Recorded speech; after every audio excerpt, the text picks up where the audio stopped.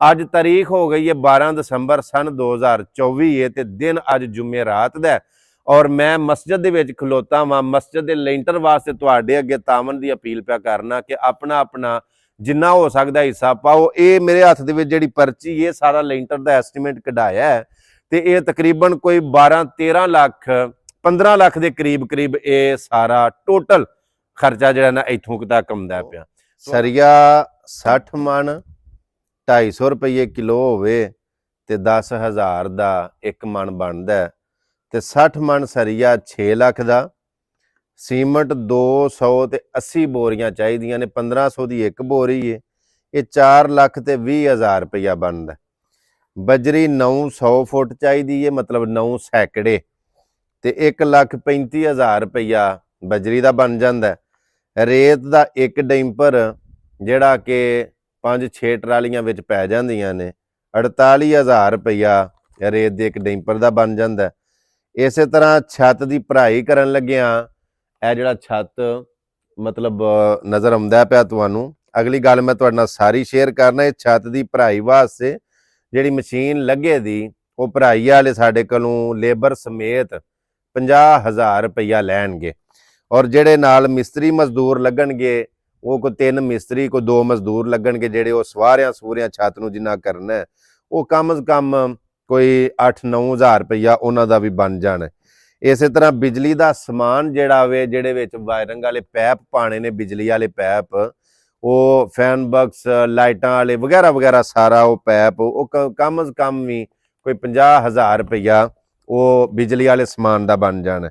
ਇਸੇ ਤਰ੍ਹਾਂ ਜਿਹੜਾ ਸ਼ਟਰਿੰਗ ਵਾਲਾ ਵੇ ਉਹ ਸ਼ਟਰਿੰਗ ਵਾਲੇ ਨੇ ਇਹ ਜਿਹੜੀ ਸੀੜੀ ਬਣਦੀ ਹੈ ਨਾ ਭਈ, ਉਹ ਤਾਂ ਇਸ ਸੀੜੀ ਸਮੇਤ ਇਸੇ ਤਰ੍ਹਾਂ ਭਰਾਈ ਵਾਲੇ ਨੇ ਭਰਾਈ ਸਮੇਤ ਇਹਦੇ ਇਹ ਸ਼ਟਰਿੰਗ ਵਾਲੇ ਨੇ ਤਕਰੀਬਨ ਸਾਡੇ ਕੋਲੋਂ 1,10,000 ਰੁਪਇਆ, ਲੱਖ ਕਨਫਰਮ ਹੈ, ਚਲੋ ਜੇ ਉਤਲਾ 10 ਮਸਜਿਦ ਵਾਲੇ ਕੰਮ ਵਾਸਤੇ ਛੱਡ ਛੜੇ ਤੇ ਉਹਦੀ ਮਿਹਰਬਾਨੀ 1 ਲੱਖ ਰੁਪਇਆ ਐਸਟੀਮੇਟ ਸਾਰਾ ਮੁਕੰਮਲ ਇਹ ਨਿਕਲਿਆ ਜੀ। ਇਸੇ ਤਰ੍ਹਾਂ ਰੋਟੀ ਜਦੋਂ ਭਰਾਈ ਵਾਲੇ ਲੱਗਣੇ ਨੇ ਲੈਂਟਰ ਪਾਉਣ ਦੀ ਵਾਰੀ ਤੇ ਉਹ ਕਮ ਸੇ ਕਮ ਕੋ 2 ਦੇਗਾ 20,000 ਰੁਪਇਆ ਉਹ ਵੀ ਲੱਗ ਜਾਣਾ। ਇਹ ਟੋਟਲ 28 ਸੈਕੜੇ ਛੱਤ ਬਣਦਾ। ਇਹ 10 ਮਰਲੇ ਥਾਂ ਅਗਾ ਉਹ ਕਾਰੀ ਸਭ ਥੋੜਾ ਜਿਹਾ, ਇਹ 10 ਮਰਲੇ ਥਾਂ ਮਸਜਿਦ ਜਿਹੜੀ ਏ ਇਹ ਬਾਹਰ ਮੁਕੰਮਲ ਸਾਰਾ ਮਿਲਾ ਕੇ ਇਹ 2800 2,800 ਫੁੱਟ 28 ਸੈਕੜੇ ਬਣਦਾ। ਇਹ ਸਾਰਾ ਛੱਤ ਜਿਹੜਾ ਵੇ ਇਹ ਮਤਲਬ ਮੁਕੰਮਲ ਇੰਨਾ ਬਣ ਜਾਣਾ।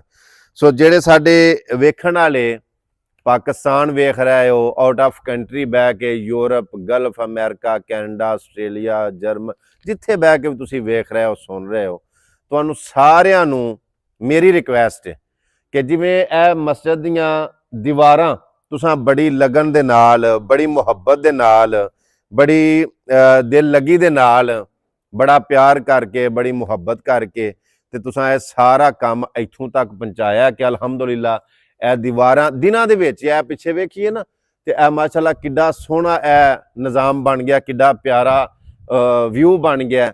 ਇਹ ਸਾਰਾ ਤੁਸੀਂ ਦੋਸਤਾਂ ਨੇ ਮਿਲ ਕੇ ਅਲਹਮਦੁਲਿਲਾ ਅੱਲਾਹ ਪਾਕ ਤੁਹਾਨੂੰ ਜਜ਼ਾਏ ਖੈਰ ਅਤਾ ਫਰਮਾਏ, ਇਹ ਸਾਰਾ ਤੁਸੀਂ ਇੱਥੋਂ ਤੱਕ ਪਹੁੰਚਾਇਆ। ਹੁਣ ਮੇਰੀ ਇਹ ਦਰਖਾਸਤ ਹੈ ਕਿ ਮਸਜਿਦ ਦਾ ਜਿਹੜਾ ਲੈਂਟਰ ਪੈਣਾ ਵੇ ਇਹ ਲੈਂਟਰ ਦੇ ਵਿੱਚ ਤੁਹਾਡੇ ਸਾਥੀਆਂ ਦੇ ਤਾਮਨ ਦੀ ਬੜੀ ਸਾਰੀ ਜ਼ਰੂਰਤ ਹੈ। ਇਹ ਸਾਰਾ ਤੁਹਾਡੇ ਸਾਥੀਆਂ ਦੇ ਤਾਮਨ ਦੇ ਨਾਲ ਹੀ ਹੋਇਆ।